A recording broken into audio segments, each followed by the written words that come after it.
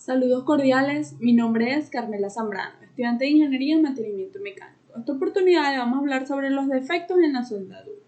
En una unión soldada pueden producirse defectos variados.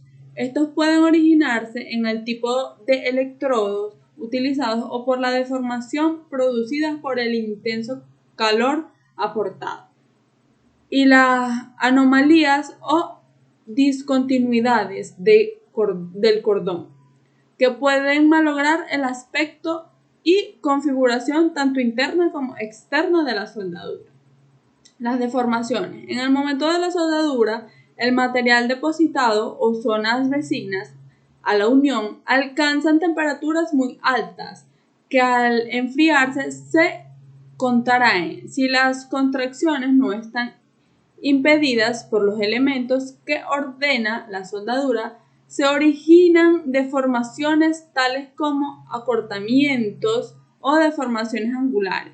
Para evitar que se produzcan deformaciones, la soldadura debe efectuarse sin que se aporte excesivo calor.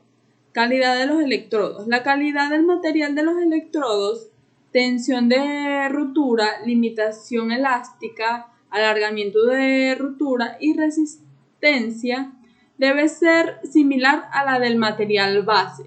Si los electrodos presentan excesiva resistencia, producirán una unión defectuosa. Tensiones residuales. Cuando la masa fría que rodea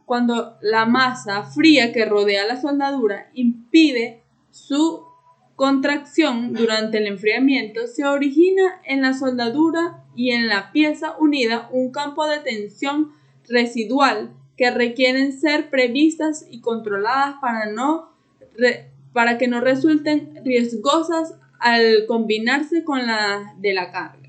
Penetración insuficiente. La falta de penetración es una falta o tope generado en un defecto interno que no puede detectarse a simple vista. Este defecto debe detectarse con US, pues no es detectable con RX. Se produce si el chaflán de la soldadura no está totalmente lleno o cuando el contacto entre el metal base y el metal de aportación no está completo en toda su superficie. Falta de fusión. Este es uno de los defectos internos más serios que puede haber en una soldadura. Se produce cuando el electrodo o material de aportación fundido cae sobre el material base. Fisuras o grietas. Las fisuras o grietas pueden originarse en forma interna o externa y es también un defecto grave. Puede que la causa se encuentre en el uso de un electrodo inadecuado o que se ha producido un enfriamiento de la soldadura demasiado rápido, generalmente en piezas de espesor considerables que no han sido precalentadas. Cuando el defecto es externo, se detecta con líquido penetrante o partículas magnéticas. Cuando es interno, solo se detecta con RX o US. Los defectos de soldaduras más comunes son falta de penetración, falta de relleno para llegar hasta la raíz. Puede detectar como un método volumétrico. Falta de fusión. La falta de fusión entre la soldadura y el metal base puede detectarse con un método volumétrico. Concavidad excesiva de la raíz. La falta de fusión entre la soldadura y el metal base puede detectarse con métodos volumétricos. Traslape.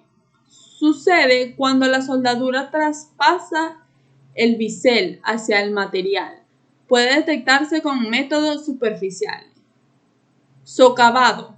Ocurre cuando el metal base se funde en la junta con la soldadura y crea un surco. Puede detectarse con método superficial. Falta de relleno. Es una depresión en la soldadura que hace que la superficie de esta quede por debajo del metal base. puede detectarse con métodos superficiales. Grietas transversales son perpendiculares al eje de soldadura y pueden llegar hasta el material base. Pueden detectarse con métodos superficiales y volumétricos.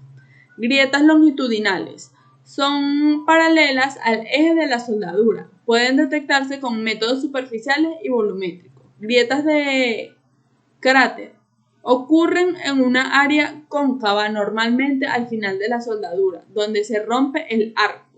Puede detectarse con métodos superficiales. Porosidades, agujeros de gusano. Son bolsas de gas no esféricas, generalmente alargadas. Puede detectarse con métodos volumétricos. Inclusiones de escoria. Son inclusiones de óxido u otros materiales no metálicos atrapados en la soldadura. Puede detectarse con métodos volumétricos. Inclusión de tungsteno. Ocurre en la soldadura donde se usa GTAW o TIC, cuando el tungsteno tocó el material y transfiere partículas de este. Puede detectarse con métodos volumétricos.